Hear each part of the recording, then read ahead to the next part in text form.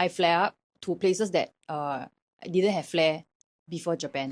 Today an old patient came in. I hadn't done acupuncture for her since 2 years. Now, why was she here? Well, it was because her skin was getting better and all she was trying to do was to eat more normally. For the past 1.5 years, I was almost recovered, like only left with the last 2 fingers, because with the very clean diet and everything and the herbs and the cream and the powder, it actually helped. Recently I had a flare on the area that didn't appear for about 2 years. I think it's a food related issue.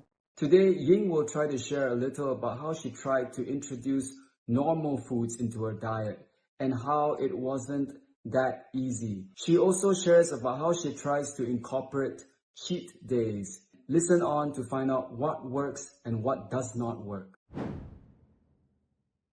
So I haven't had fried chicken for almost 1.5 years, and then when I introduced back, it was actually okay. Yeah, so I don't have an issue with the fried chicken, even though like it's the coated with the batter and everything. I introduced back McDonald's during the weekends, and then the flare came back. So after I stopped the McDonald hash brown and fries, the flare went down. Thing that I realized, even though potato is a safe food, but because it's fried, and then with like all the McDonald's and everything, it didn't help. It's one of the triggering point just only 2 weeks ago was the sweet and sour pork. Try introducing sugar back in forms of dessert or like bubble tea. That sometimes do trigger. Mango was in season. I had mango for 4 days straight, and then the flare came back.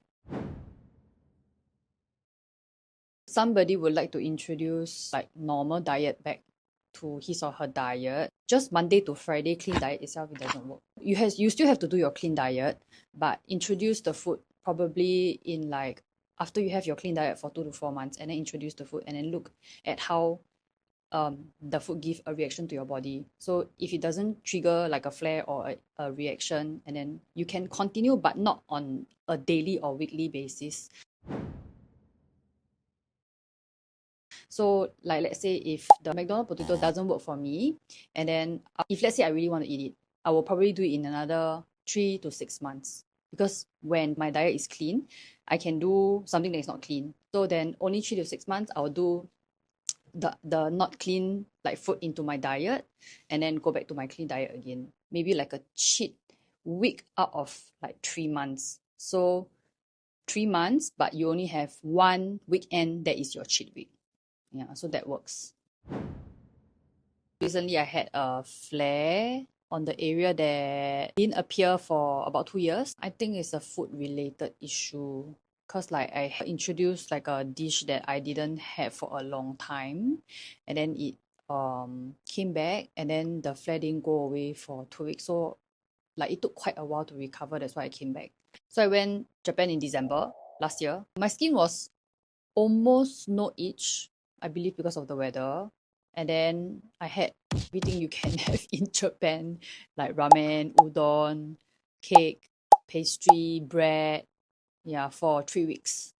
But when I came back, because Singapore weather, like warm and everything, I flare up and to places that didn't have flare before Japan. Before Japan was only to the last finger, and then when I came back, almost all the fingers, and then on the neck and on the eyelid. I hope that Ying's share helps you understand much better what the process of food reintroduction is like. It's usually not a straight line. You can see she has had setbacks, but the most important thing is that she is very, very aware of what works for her. If this was helpful, watch the next video, because this other patient was able to continue drinking beer while recovering from TSW. The most useful insight is that your trigger may not be someone else's trigger, and it is a slow process, but you will figure out what works and what doesn't work for you. Here's Hongwen for you.